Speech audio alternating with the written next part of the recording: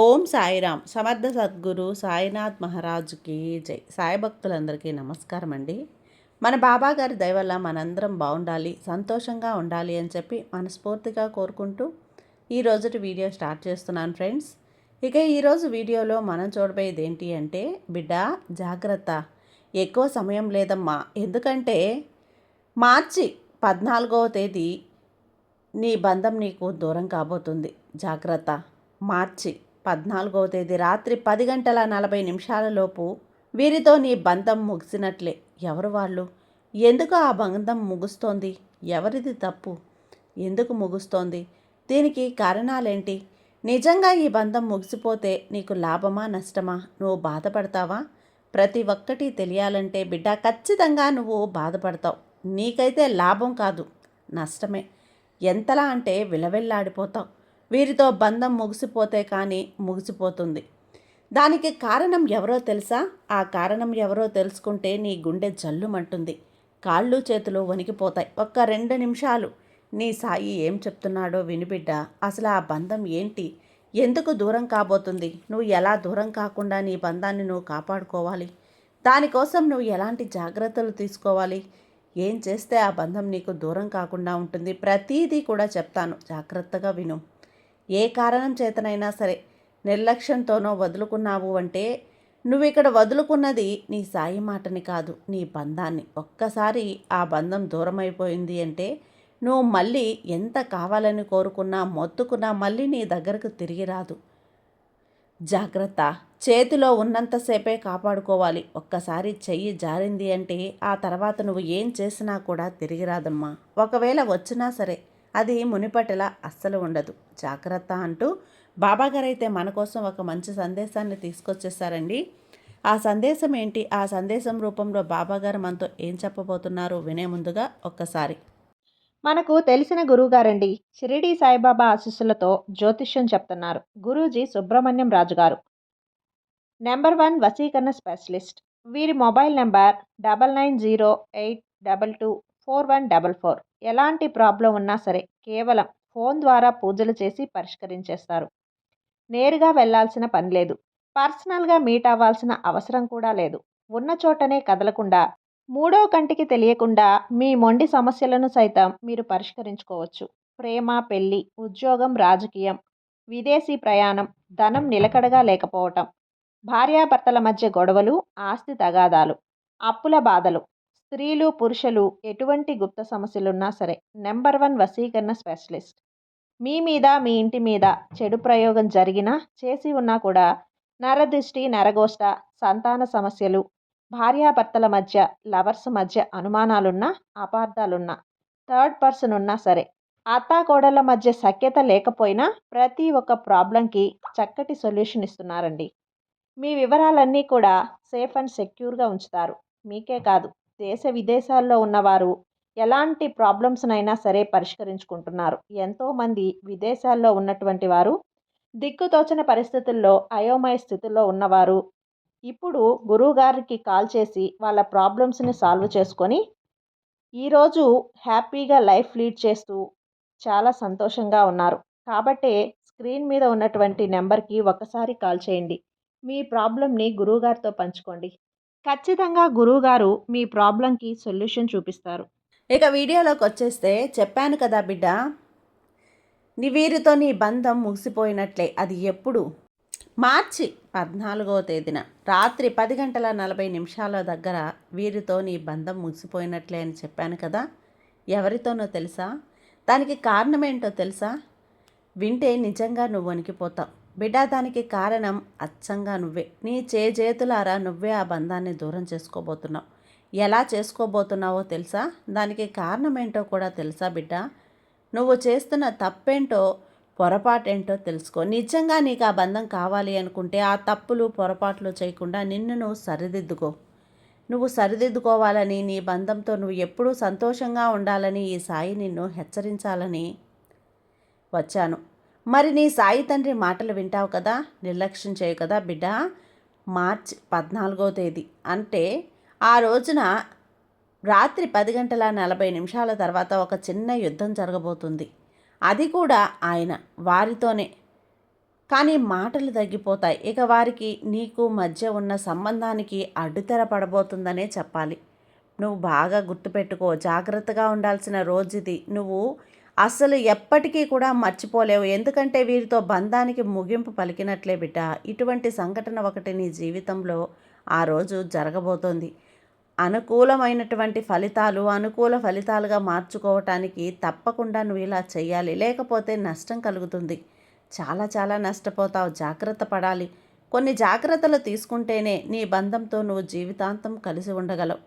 ఏం జరగబోతుందో తెలియాలి అంటే తప్పకుండా ఈ సాయి మాటలను నువ్వు పెడచెవిన పెట్టకుండా వింటేనే నీకు తెలుస్తుంది. ఇంకా నువ్వు నీ స్వయంగా తీసుకునే ఆలోచనలు నీకు అంతగా కలిసి రాకపోవచ్చు తల్లి. అలాగే కుటుంబ విషయంలో అప్రమత్తత అవసరం. ఉక్కిరిబిక్కిరి అయ్యే పరిస్థితులు ఉన్నాయి. ఉక్కిరిబిక్కిరి చేసేటువంటి సందర్భాలు కూడా ఎదురవబోతున్నాయి. నువ్వు అనుకున్న మొదలుపెట్టిన పనిలో శ్రమ తప్ప ఫలితం ఉండకపోవచ్చు. ఇక నువ్వు ఏదైనా ఇల్లు కట్టడమో అట్లా చేస్తూ ఉండటం, వాటిలో అవాంతరాలు కలగవచ్చు. ఆర్థిక ఇబ్బందులు చిక్కులు వస్తాయి. అలాగే సోదరులతో మిత్రులతో అకారణంగా నీకు గొడవలు విభేదాలు కూడా కలిగే అవకాశం ఉంది బిడ్డ. జాగ్రత్త.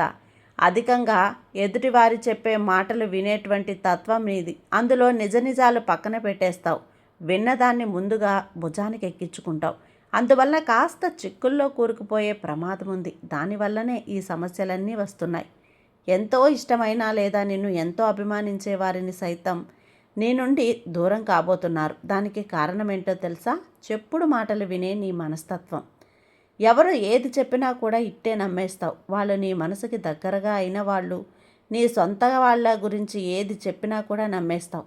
ఎదుటివారు ఎలాంటి వారు అని ఒక్క నిమిషం ఆలోచించవు. అంటే మీరు చెప్పేది నిజమా కాదా, వారి వ్యక్తిత్వం ఎలాంటిది, ఎదుటివారి వ్యక్తిత్వం ఎలాంటిది, అంటే వారు కావాలని ఇలా చెప్తున్నారా, నీకు మీ అయిన వాళ్ళకి చిచ్చు పెట్టాలని ఇలా చెప్తున్నారా, ఏవి కూడా ఆలోచించవు చూడు. ఇక నీ వాళ్ళ గురించి అస్సలు ఆలోచించవు. నా వాళ్ళు ఇలా చెయ్యరు కదా అని చెప్పుడు మాటలు వినేస్తావు.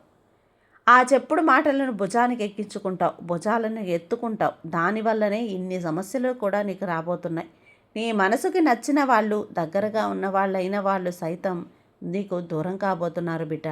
నీ కోపం వలన, నీ చెప్పుడు మాటలు విని దుర్గుణనం రీత్యా ఈరోజు ఇలా జరగబోతుంది. కానీ వారితో నీకు చాలా అలవాటు అయిపోయింది కదా. వారు లేకపోతే నువ్వు ఉండలేకపోతున్నావు. నీ జీవితంలో కష్ట నష్టాలను పంచుకోవటానికి ప్రతి ఒక్కరికి ఒక్కొక్కరు ఉంటారు కదా. అలా చెప్పుకోవాలంటే ఇప్పుడు దూరం కాబోతున్న వాళ్ళే నీ వాళ్ళు, నీ కష్టం పంచుకునే వాళ్ళు అని చెప్పుకోవచ్చు. వారెవరైనా కానీ తల్లి, భాగస్వామి కావచ్చు, ప్రేమికులు కావచ్చు, ప్రేమికురాలు కావచ్చు, వ్యాపార భాగస్వామి కావచ్చు, సన్నిహితులు కావచ్చు, స్నేహితులు, బంధువులు, ఇరుగు పొరుగు వాళ్ళు ఎవరైనా కావచ్చు. నీ మనసుకు నచ్చిన వాళ్ళు, నీ ఆత్మ బంధువులు. కానీ వారితో అనవసరపు వాదనకు దిగకు. మాట పెరుగుతుంది. అంటే ఆ వాదనను అక్కడితో ఆపేసి నువ్వు అక్కడి నుంచి వెళ్ళిపో. మౌనంగా ఉండు. నీకు కావలసిన వారి దగ్గర అయినా సరే నువ్వు తగ్గితే నీకు పోయేదేమీ లేదు తల్లి. నీ బంధం 10 కాలాలు పచ్చగా ఉంటుంది. అలా కాదని వాళ్ళ దూకుడుతనంతో ఏదో మాట్లాడుతున్నారు కదా అని నువ్వు కూడా కోపంతో రెచ్చిపోయి మాట్లాడేశావు అంటే ఆ బంధం అక్కడితో తెగిపోతుంది. ఇక ఆ తర్వాత కోపం తగ్గాక నువ్వు ఎంత ఆలోచించినా సరే ఆ బంధం అన్నది తిరిగి రాదు. బంధంలో ఇద్దరు అరుచుకొని పోట్లాడుకుంటే ఆ బంధం తెగిపోతుంది. తల్లి, ఒకరు అరిచినప్పుడు ఇంకొకరు తగ్గితే ఆ బంధం నిలబడుతుంది. సర్దుకుపోతే నిలబడుతుంది. ఎదుటివారు కోపంతో అరిచిన వాళ్ళు వారి కోపం తగ్గాక ఆలోచిస్తారు. నేను చేసింది తప్పు కదా, ఇలా అరవకూడదు కదా, ఇలా మాట్లాడకూడదు కదా, ఇది నా తప్పే కదా అని వారి తప్పును వాళ్ళు సరిదిద్దుకోవటానికి నువ్వు అవకాశం ఇవ్వాలి. అంటే నువ్వు మౌనంగా ఉండాలి. మౌనం ఉంటేనే బంధం నిలబడుతుంది.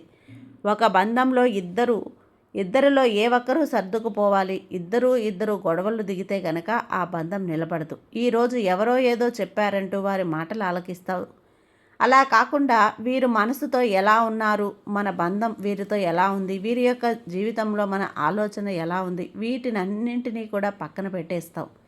నేనేంటి, నా వ్యక్తిత్వం ఏంటి, నా వాళ్ళేంటి, వారి వ్యక్తిత్వం ఏంటి, వారి మనస్తత్వం ఏంటి అన్నది పూర్తిగా పక్కకు పెట్టేస్తావు. ఎదుటివారు ఏదో చెప్పడానికి వచ్చారు కదా అని పూర్తిగా చెవులు అప్పగించేసి వారు చెప్పింది నమ్మేశావు అనుకో, ఇరుగు పొరుగు చెప్పుడు మాటలు చెప్పే ఏ వ్యక్తి అయినా కూడా వారి మాటలను నువ్వు అస్సలు నమ్మకూడదు, దూరంగా ఉండు. నీ వాళ్లకు నీకు కాకుండా మీ మధ్య చిచ్చు పెడతారు. మీరు సంతోషంగా ఉన్నారనుకో, బాగా ఎదుగుతూ ఉన్నారనుకో, మిమ్మల్ని నాశనం చేయాలని ఇలా కూడా కొంతమంది చేస్తూ ఉంటారు.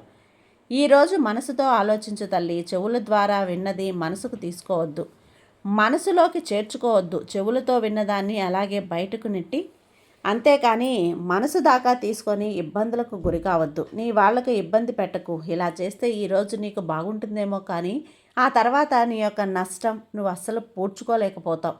అలాంటి నష్టం నీకు జరిగిపోతుంది. అప్పుడు నీ చెప్పుడు మాటలు చెప్పిన వారు రారు కదా, నీకు సహాయానికి రారు, నీ కష్టానికి రారు. నువ్వు బాధలో ఉంటే నీ కన్నీళ్లను తుడుచుకోవటానికి కూడా రారు, నిన్ను పలకరించడానికి అంతకన్నా రారు. ఎందుకంటే వారి పని అంతటితో అయిపోతుంది. వారు అనుకున్నది సాధించేశారు. ఏంటది? మీ మధ్య చిచ్చు పెట్టాలని, మిమ్మల్ని దూరం చేయాలని, మీరు బాధపడుతూ ఉంటే వాళ్ళు చూస్తూ ఉండాలని అయిపోయింది. ఇంకా వారు చేస్తే మిమ్మల్ని ఓదార్చడానికో పలకరించడానికో అస్సలు రారు. ఈ విషయం గుర్తుంచుకొని అప్రమత్తంగా ఉండాలి. నీ బంధానికి ముగింపు పలికే విషయంలో అహంకారాన్ని పక్కన పెట్టు, కోపావేశాలు పక్కన పెట్టే. బంధాన్ని కలుపుకొని ముందుకు సాగాలి అంటే ఒక్క అడుగు వెనక్కి వేసినా తప్పేమీ లేదు కదా. అక్కడ నీ కిరీటం కింద పడిపోయేది ఏమీ లేదు కదా. నీ గొప్పతనమే నీకు తెలుస్తుంది. నువ్వు ఒక్క అడుగు వెనక్కి తగ్గావు అంటే అక్కడ నువ్వు గొప్ప వ్యక్తివి అని అర్థం చేసుకోవాలి. మాటలు పడ్డా తప్పేం లేదు బిడ్డ, ఎందుకంటే బంధం కదా అది. ఆ బంధం ఒక్కసారి దూరం అయిపోతే బాధపడతావు, ఆ మాట కాసేపటికి మర్చిపోతావు. కానీ ఎదుటివారు మంచివారైతే కనుక ఖచ్చితంగా ఈ నియమాన్ని పాటించక తప్పదు. ఈ రోజున ఈ విషయంలో ఏమాత్రం అశ్రద్ధ వహించినా అకారణంగా విభేదాలు కలగడాన్ని జీర్ణించుకోలేకపోతున్నా, నీ ముందున్న వ్యాపారంలో ఈరోజు కొన్ని అంచనాలు తప్పి నిరాశ చెందుతావు. వ్యాపారంలో ఇబ్బందులు ఎన్ని ఎదురైనా, చికాకులు పడ్డా ఈరోజు మనసుకి తీసుకుంటావు. ఉద్యోగాల్లో అదనపు బాధ్యతలతో సతమతమైపోతూ మానసిక ప్రశాంతత కాస్త లోపిస్తుంది. ఒంటరిగా ఉండడానికి ప్రయత్నించు తల్లి, ఎందుకంటే మనసు అసలే చిరాగ్గా ఉంటుంది. ఒంటరిగా ఉండటం మంచిది. ఎవరితోనూ ఎలాంటి విషయాలు కూడా చెప్పుకునే ప్రయత్నాలు అస్సలు చేయకు. ఇక చిచ్చు పెట్టి ఆ గహాన్ని ఇంకా రెచ్చగొట్టేలా చేస్తారు. కష్ట నష్టాలు, బాధలు అన్నీ కూడా ఒంటరిగా కూర్చొని ఆలోచిస్తే సమస్యకు పరిష్కారం కనుగొంటావు. నీ మానసిక పరిస్థితి సరిగ్గా లేకపోతే నీ ఇష్టదైవాన్ని తలుచుకో, లేదంటే నీ సాయి మందిరానికి వచ్చి కాసేపు కూర్చొని వెళ్ళు. అక్కడ ప్రశాంతంగా నీ సాయి కళ్ళలోకి చూస్తూ అలా కాసేపు కూర్చొని మనసులోని బాధ, నీ గుండెలోని బరువు మొత్తం కూడా దిగిపోయి కొండంత ధైర్యం నీకు వస్తుందమ్మా. నీ బాబా నీకు తోడున్నాను కదా, నీ సమస్యలన్నింటినీ గట్టెక్కిస్తాను, నా తోడుగా ఉన్నాడు, నా బంధాన్ని నాతోనే ఉంచుతాడు, దూరం అవ్వనివ్వడు అని నీకు కొండంత భరోసాని నీ సొంతం చేస్తాను. ఇక కాసేపు అక్కడే కూర్చొని నీ సాయిని ధ్యానించు. నీకు ప్రశాంతత దొరుకుతుంది. దానివల్ల బంధం దూరమయ్యే అవకాశాలన్నీ కూడా తప్పిపోతాయి. ఈ రోజున రాత్రి 11:40 నీ ఇంట్లో యుద్ధం జరగకుండా ఉండాలి అన్నా, కలహాలు రాకుండా ఉండాలి అన్నా, గొడవలు రాకుండా ఉండాలి అన్నా, నీ బంధం నీకు దూరం అవ్వకుండా ఉండాలి అన్నా నువ్వు కాస్త తగ్గాలి బిడ్డ. చెప్పుడు మాటలు వినడం ఆపేసేయి. ఎవరైనా ఏదైనా చెప్పడానికి వస్తే నా వాళ్ళ గురించి నాకు తెలుసు, నువ్వేం చెప్తావని వాళ్లకు ఎదురు క్వశ్చన్ వేయి, పంపించే వాళ్ళని. అంతేగాని వారు చెప్తున్నారు కదా అని వినసొంపుగా ఉన్నావు అంటే, ఆ చెవులను అప్పగించావో నీ జీవితాన్ని పాడు చేసేస్తారు. నీ బంధాల్ని చిన్నాభిన్నం చేసేస్తారు. అది నీ జీవిత భాగస్వామి కావచ్చు, సోదరుల బంధం కావచ్చు, అన్న తమ్ముళ్ళు, దగ్గర స్నేహితులు కావచ్చు, కలిసి వ్యాపారం చేసేవాళ్ళు కావచ్చు, ఒకే చోట ఉద్యోగం, ప్రేమికులు, బంధువులు, ఎవరైనా సరే. ఇద్దరు వ్యక్తులు సంతోషంగా ఉంటే ఎదుటి వ్యక్తి మూడో వ్యక్తి కుళ్ళుకోబోతుండటంతో మీ మధ్య చిట్టు పెట్టే అవకాశం ఉంది.